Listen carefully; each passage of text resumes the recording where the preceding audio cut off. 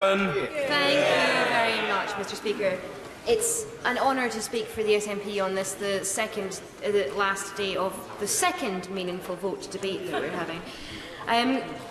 Mr. Speaker, it's probably pretty obvious to everybody in this House what the SNP position is on Brexit, what the SNP position is on the Prime Minister's deal.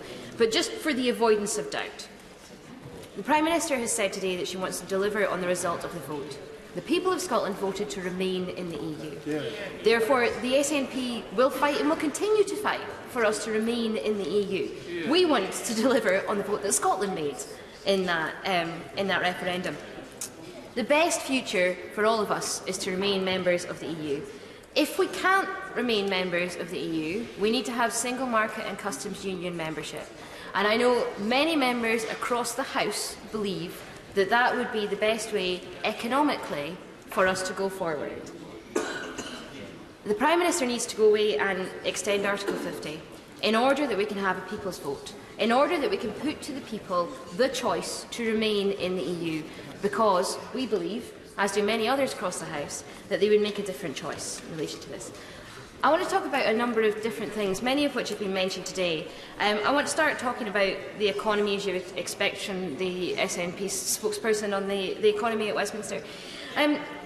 Mark Carney from Bank of England has said that Brexit has already cost families £900 each.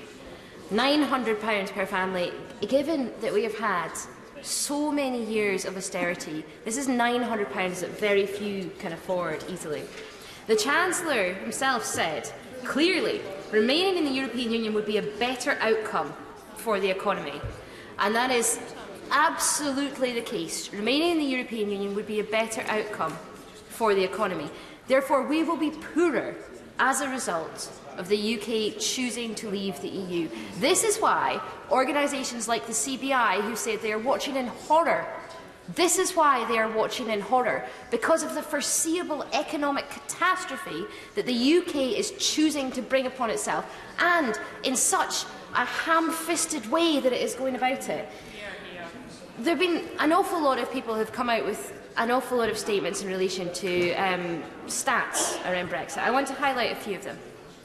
The Bank of England has said that with the Prime Minister's deal, we're looking at an potential interest rate of 4%. Now, I want to unpack this a little bit.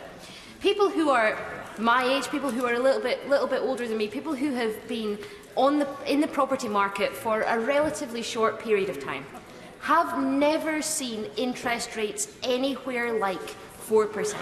It is incredibly difficult for young people nowadays to buy property as it is. If we see a massive increase in interest rates, we will have a situation where it will be absolutely and completely impossible for the vast majority of young people, even more than it is today, to buy property because those interest rates will be so high.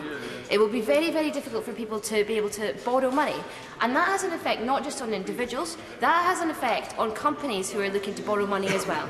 And therefore, our small businesses will be less able to trade and to grow as a result of the changes that are potentially coming. Talking about businesses, the University of Bristol has said that the decision has meant that the value of UK companies has reduced by 16% already, and we haven't even left the EU yet. We haven't even left, and the value of UK companies is reduced by 16%. Yet we're continuing to go down this route. Jaguar Land Rover have already cut 1,500 UK jobs, and they're looking to cut another 4,500 UK jobs, most of which will be in the UK. And they've cited Brexit concerns as a major factor in relation to this.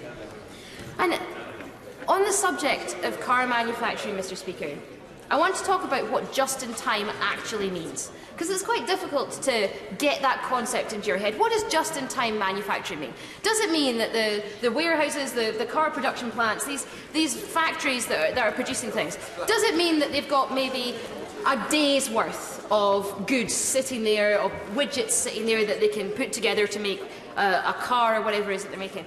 No, it means, Mr. Speaker, that they've got an hour's worth. They have an hour's worth of widgets sitting there in order that they can put them together to make a car. I'm just going to read this about Honda. If Honda wanted to have 9 days' worth of Honda stock, they would need a warehouse in the UK for their Swindon plant alone A warehouse that would be roughly 300,000 square metres. It would be one of the largest buildings on earth, Mr. Speaker. And that is for 9 days of manufacturing widgets in order to make cars. It is absolutely impossible that the UK can find enough warehousing space to store all of the widgets that they would need for all of the manufacturing things that we produce. And the Secretary of State was earlier talking about all of the brilliant manufacturing that's done in Britain. Huge amount of that is done with imported components from the EU. Now, yeah. All seriousness, in the early 1990s, I worked in the haulage industry as a lorry driver, doing just-in-time deliveries of brake parts for Lucas Girlings across the whole of Europe, in and out of the EU. There was never a problem because the paperwork could be turned around in the time it took to have a coffee and a cigarette. It wasn't a problem then, and we didn't even have a computer in the office. In 1993, Mr. Speaker, things were a bit different to how they are now. We have customs checks that require to be done. We have these production lines, these goods that are there. There is much shorter period of time able to be stored there because we have that frictionless movement. If frictionless movement is so unimportant, why is the government prioritising frictionless movement in relation to the potential future relationship with the EU? And it's not just the EU. The UK government has failed to set out exactly what the future relationship with Turkey is going to look like, for example. Are those widgets that are coming in from Turkey still going to be able to come in the event of a no-deal scenario? Is that going to happen? And the Secretary of State earlier was pressed in relation to the free trade agreement rollovers with third countries. The UK government has absolutely failed to let us or businesses know which countries have agreed to sign up for those free trade agreements to be rolled over in the event of a no-deal Brexit. Given that companies out there, the largest manufacturing ones, are preparing for a no-deal Brexit, the government needs to be upfront and honest about how many of those free trade agreements will actually roll over. I have heard, Mr. Speaker, the potential that it may only be 10 of them are ready to be rolled over. If that is the case, the government needs to tell us which 10, so that the companies that are exporting to or importing from these countries can make plans on that. And on the subject of free trade agreements, and on the subject of fantasy economics, as was raised by the Chancellor, I will, and then I'll finish this point. I thank the honourable member for giving way. And does she also agree with me? It was surprising that we didn't have a clearer answer on this earlier when the Secretary of State was laying out his arguments in today's debate. And it's of paramount importance for businesses like those in my constituency who are trading under multiple trade agreements exporting across the world. Exactly.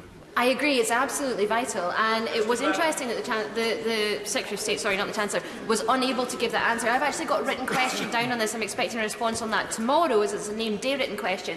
But I am aware of at least one organisation that has been asking the Secretary of State for Business, Energy and Industrial Strategy for this list since November, and still have not got this list despite asking for it.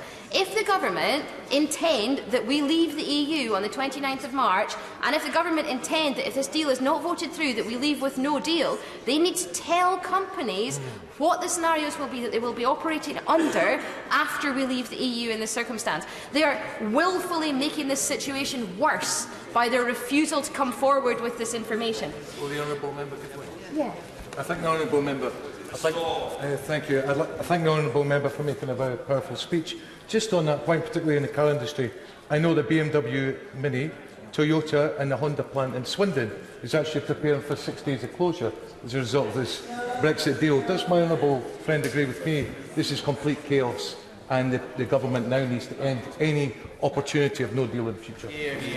It absolutely is complete chaos, and the fact that businesses are having to prepare for a no deal because the government continues to hold this over us is absolutely ridiculous, and that's why members across the House have signed a letter saying that no deal scenario is completely unacceptable. And actually, I think as has been said previously, it's one of the few things that there is an actual majority for in the House, is that there should not be no deal scenario. On the subject of free trade agreements for the paper that was written by the government on the no-deal on the deal scenario, on the no-deal scenario, on the analysis of the Brexit costs. It talked about future trade agreements, and it talked about a potential of free trade agreements being signed with the US, Australia, New Zealand, Malaysia, Brunei, China, India, Brazil, Argentina, Paraguay, Uruguay, UAE, Saudi Arabia, Oman, Qatar, Kuwait and Bahrain, plus all of the rolled over FTAs being rolled over on the terms that we have. All of those new free trade agreements would be signed on the basis of there being zero tariffs on everything in the scenarios that were modelled. And all of them would be rolled over, despite the bizarre assumptions that nobody sensible thinks are ever likely to happen. We're not going to have a free trade agreement with India with zero tariffs on everything within 15 years. It's absolutely not going to happen. Despite all of those bizarre assumptions, the UK government still predicted that our trade reduction would be 2.2%.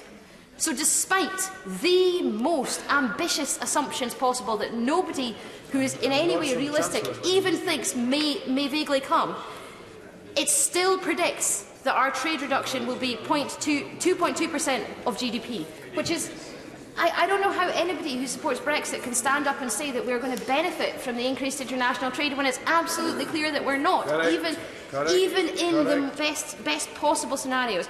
And one of the things that the Secretary of State for International Trade is very, very good at is talking about the increase that we've had in international trade with countries like South Korea, who we trade with through the EU's free trade agreement. Yes. My honourable friend's making an excellent speech on the perils, doesn't she? And I'm wondering, I just wonder if the Chancellor is agreeing with a huge amount of what she's saying at the moment. But what strikes me, the Scottish Government have outlined their economic analysis of what will happen. The UK Government have tried to keep it secret. I wonder if my honourable friend's got any thoughts on why that is the case. I thank my colleague for coming forward. Do you know, I think the UK government is trying to say as little as possible about the economic analysis because it knows that Brexit will damage the economy. And I'm specifically focusing on the economy, but I'll move on to talk about other things in a few moments. I just want to raise a few other things in relation to the economy. Investors since the 2016 referendum have pooled $1.01 trillion out of UK equity funds since 2016. That is an eye-wateringly large number, and it comes as a direct result of the referendum. That's according to EPFR, the data provider. I want to talk a little bit about Scotland and the effect that there will be on Scotland as a result. The Scottish Government has said that our GDP would be £9 billion lower under an FTA. That's not under a no-deal scenario, that's under a free trade agreement scenario than if we stayed in the EU. And amazingly, that is significantly more than even the most unionist of commentators said that independence would cost the Scottish people. So we're stuck with the UK, who are making terrible decisions and who are cutting more off our GDP than even those people who are least in favour of independence said would be cut off our GDP.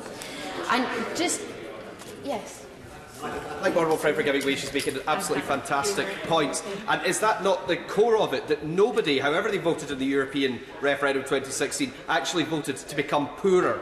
That's all the more reason to put this again to the people in a people's vote so that folk can have their say. Now they know what the consequences of Brexit actually are. This is absolutely right. People were told stories about unicorns and mermaids. People were told that there would be amazing economic largesse in the event of Brexit. And actually they've been told this for a huge number of years, not just in relation to the Brexit vote, but people have been told by politicians that people who choose to come and live and work in this country from other countries make us poorer. And it is an absolute lie.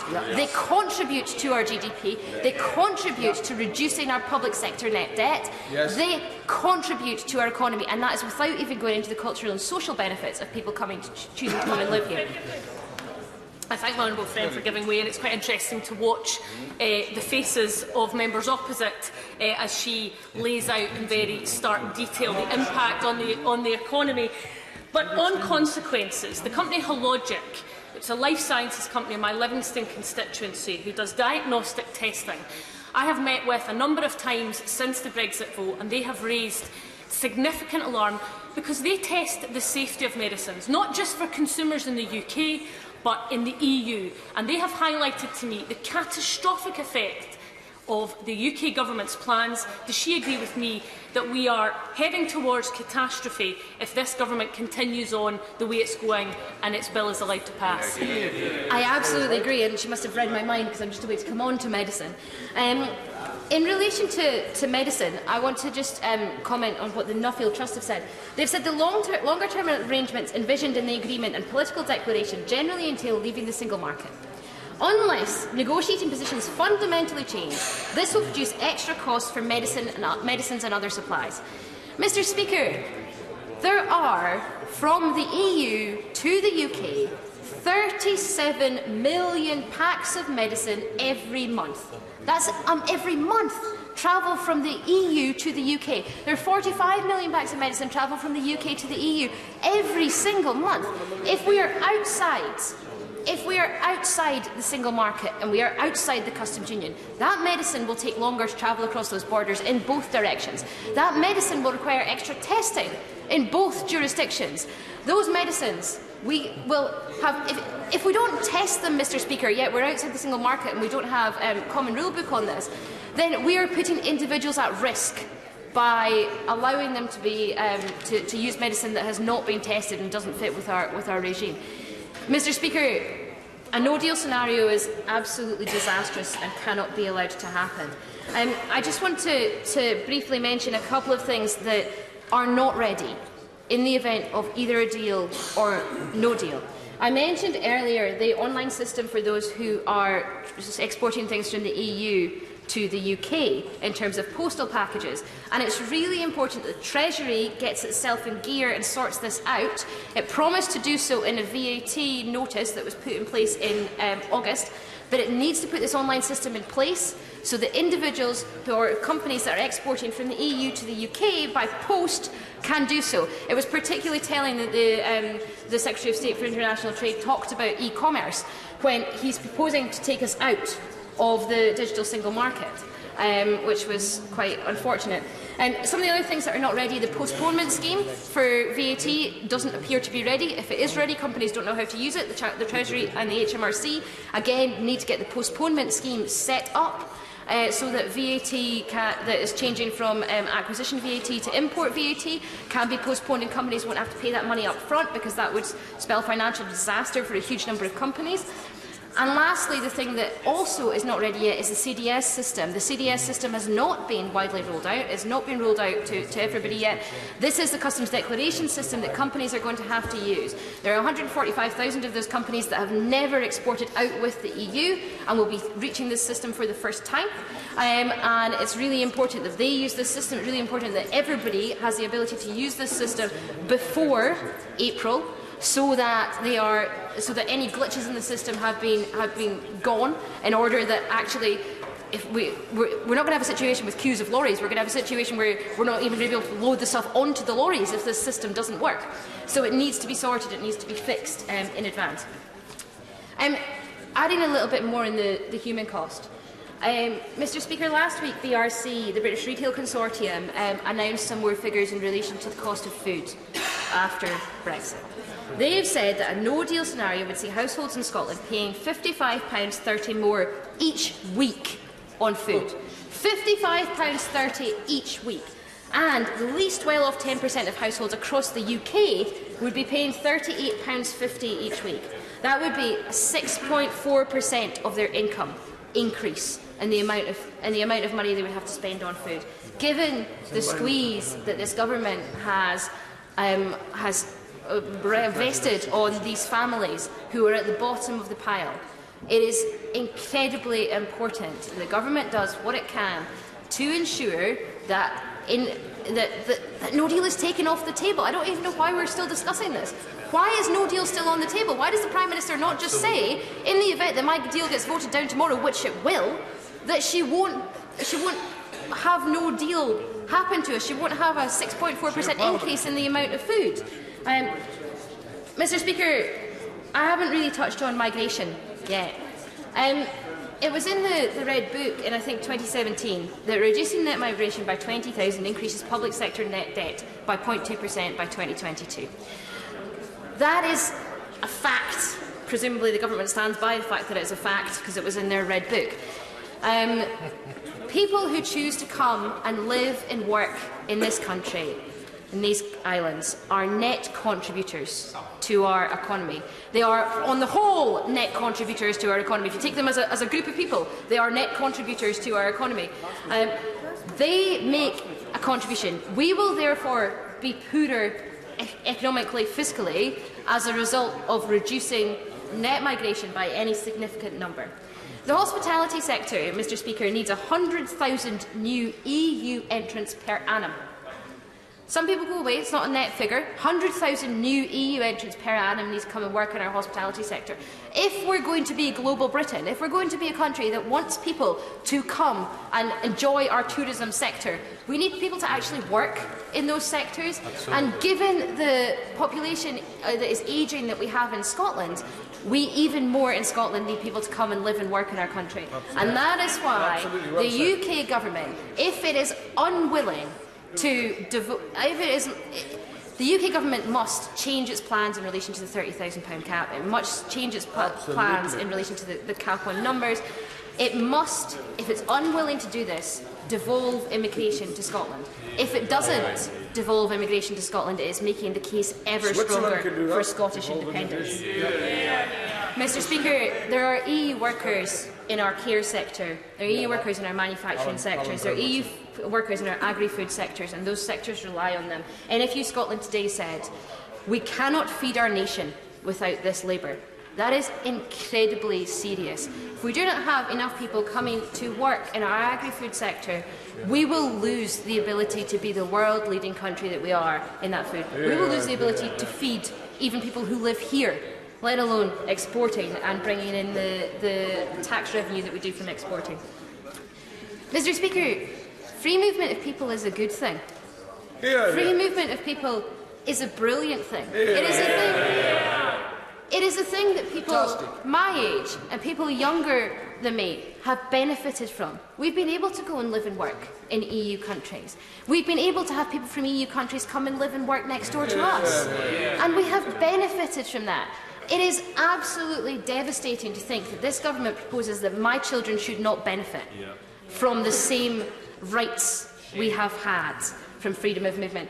I do not believe that anybody in this place, that anybody should reasonably be celebrating the end of freedom of movement. It costs us our rights, it costs us money in the government's coffers, it costs us, as the Archbishop of Canterbury said, that Brexit caused, proceeding with Brexit caused a moral issue, and I think this is the biggest place where that moral issue stands, is the fact that politicians have done what they can, not all politicians, some politicians have done what they can to demonise immigration and people who are born in other countries. And I think we wouldn't be in the place we are today if that hadn't happened. Mr. Speaker, this is an absolute shambles. I was pleased to see the Financial Secretary was here earlier. I hope he managed to find some food, given the note that he had that said no food and no Channel Tunnel when he left the Cabinet meeting earlier. I'm hoping that those things are a slight exaggeration, but given the increase that there is going to be in the cost of food in the event of a no deal, I think that no food for many families will be a reality. Mr. Speaker, we can't operate like this. As the CBI said, businesses are watching in horror. The Prime Minister needs to remove the threat of no deal. The government is limping on, and the whole world, Mr. Speaker, is watching in horror. There's no good being done in this place just now. There is no other things being done in this place just now. We're entirely focused on Brexit. We're not able to do those things that a global Britain should be doing. We're not able to have any kind of positive impact on the world because we are so unbelievably inward-looking, fighting in this place. Mr. Speaker, there's a word that's used in the northeast of Scotland that's called thran, or thrawn, depending on where you are in the northeast. And if you're thran, you are so determined to proceed with something. You are so determined in the face of all opposition and all sanity. and yet you proceed with something because you've said you're going to do it. So you proceed with it, despite all evidence to the contrary, despite every expert telling you that you are wrong. If you're Thran, you are trying to go through with that because you can't bear going back on something that you've said previously. Mr. Speaker, I've said a number of times already, the Prime Minister needs to remove the threat of no deal. What she needs to do when she comes to speak to us tomorrow is she needs to say that in the event that her deal is voted down, she will go to the EU and she will ask for an extension of Article 50 in order for a people's vote to be held so that we can remain in the EU and we won't have this economic, social and cultural catastrophe on us. Thank you. Order. A further 72 honourable and right honourable members are seeking to catch my eye in tonight.